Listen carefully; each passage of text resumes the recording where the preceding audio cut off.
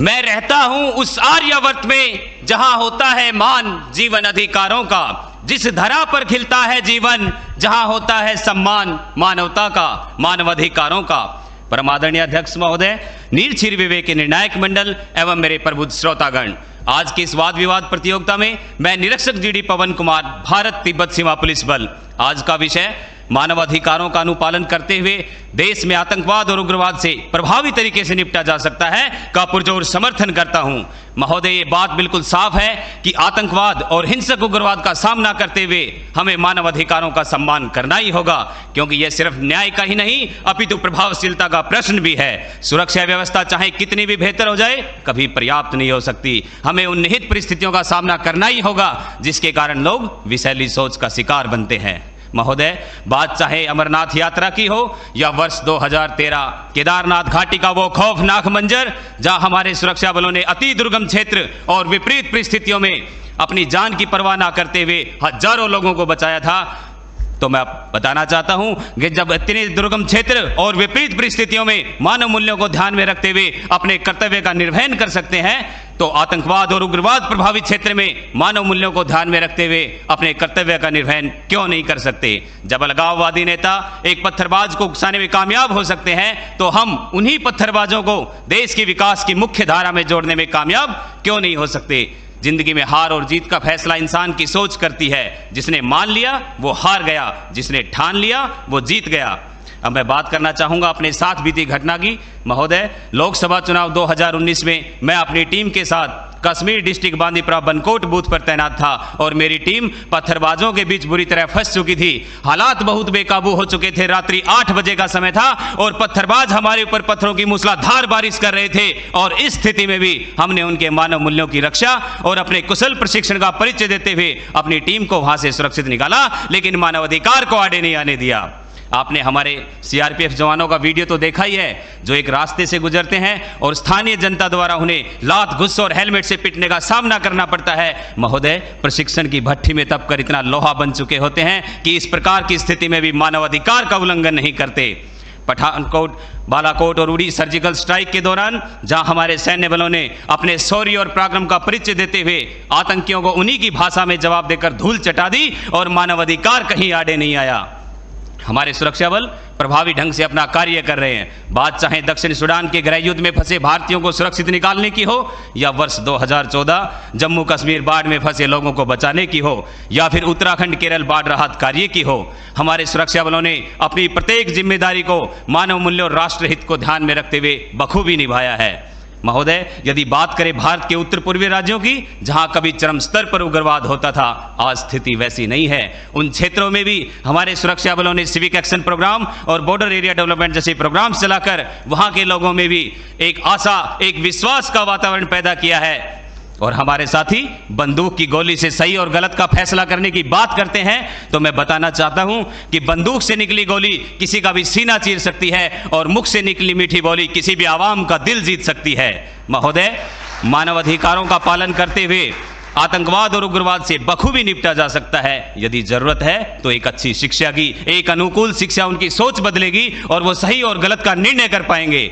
आज जरूरत है तो बेरोजगारी को खत्म करने की। एक बेरोजगार नवयुवक आतंकवाद के सांचे में तुरंत डलता है क्योंकि उसे पैसे का लालच दिया जाता है।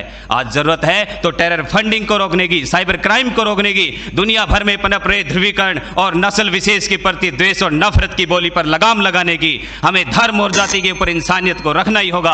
आर्थिक और सामाजिक असमानता को खत्म करना ही होगा, जिसका ज्वलंत उदाहरण हाल ही में सरकार ने धारा 370 और अनुच्छेद 35A को हटाकर हमेशा के लिए जम्मू कश्मीर को भारत के साथ जोड़ने का कार्य किया, जिससे एक तरफ जहां जम्मू कश्मीर प्रदेश के विकास के नए रास्ते खुले, तो दूसरी तरफ आतंक के ताबूत में नई कील भी ठुकी। महोदय, 1990 से 5 अगस्त 2019 तक जम्मू कश्मीर में जहां 41,866 लोगों की मौत हुई और 71,038 हिंसात्मक घटनाएं सामने आई, तो मैं बताना चाहूंगा कि 5 अगस्त के बाद ना एक भी गोली चली है है, ना टीयर गैस चलाना पड़ा है और ना ही एक भी व्यक्ति की मृत्यु हुई है। तो आज इस मंच पर पूरी जिम्मेदारी के साथ मैं भारत का बेटा ये कहता हूं कि मानव अधिकारों का पालन करते हुए भी आतंकवाद और उग्रवाद से बखूबी निपटा जा सकता है यदि इसके मूल को खत्म कर दिया जाए। तो आइए एक पहल करें, एक दूसरे के अधिकारों को संरक्षित करने की, एक दूसरे के विचारों को समझने की और सहभागिता की एक पहल विस्तृत सोच की और मानवाधिकार की करें। जय हिंद, जय भारत।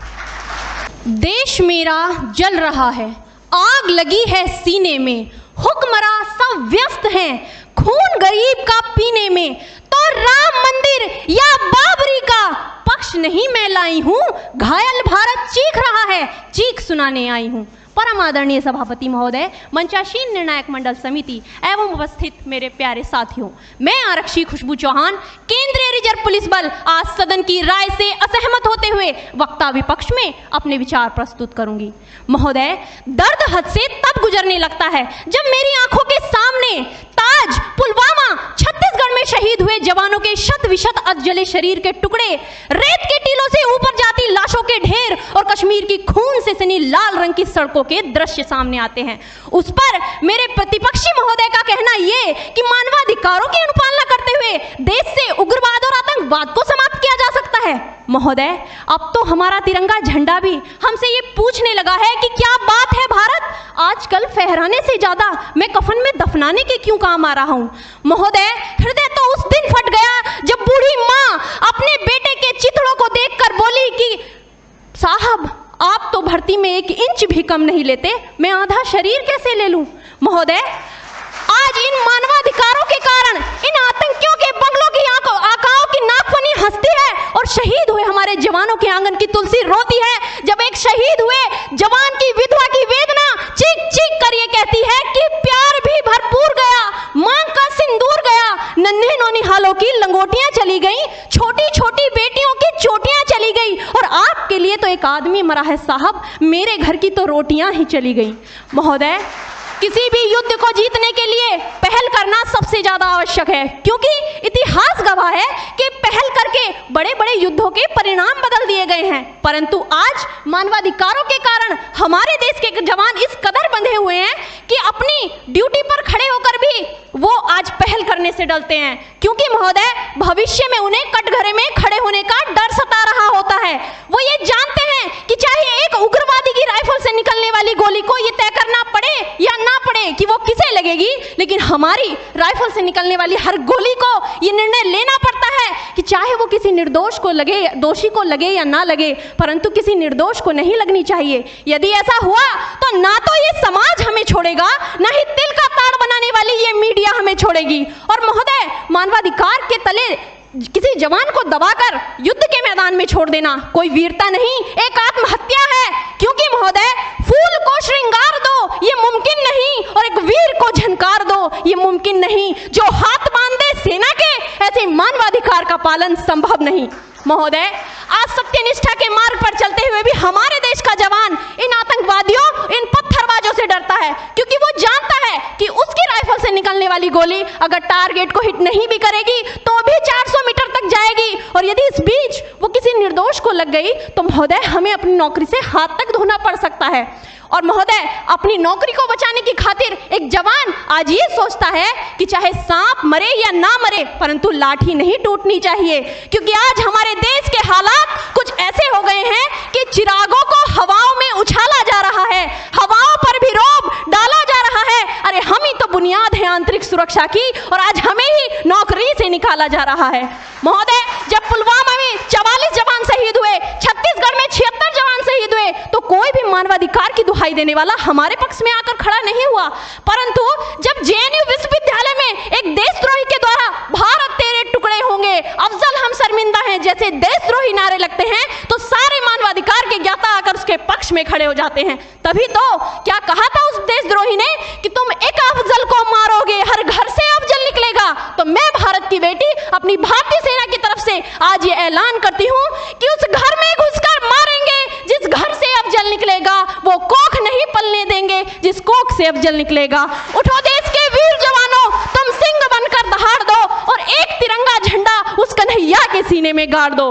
महोदय, अंत में अपनी वाणी को विराम की ओर ले जाते हुए मैं सिर्फ इतना ही कहना चाहूंगी कि मुझे अफसोस है अपने देश की न्यायिक प्रक्रिया पर, जहां आज भी रात के 12 बजे अजमल कसाब जैसे आतंकी के लिए सर्वोच्च न्यायालय के दरवाजे खोल दिए जाते हैं। ऐसे देश से मानवाधिकारों की अनुपालना करते हुए आतंकवाद और उग्रवाद से कभी नहीं निपटा जा सकता। मानवाधिकार के नाम की दुहाइयां देने वालों, सीमा पर लड़ा नहीं जाता चरखों से शोलों के आगे, रामायण पढ़ी नहीं जाती सीमा पर गोलों के आगे। धरती के घोर कुहासे को एक सूरज ही हर सकता है, क्योंकि एटम बम से रक्षा के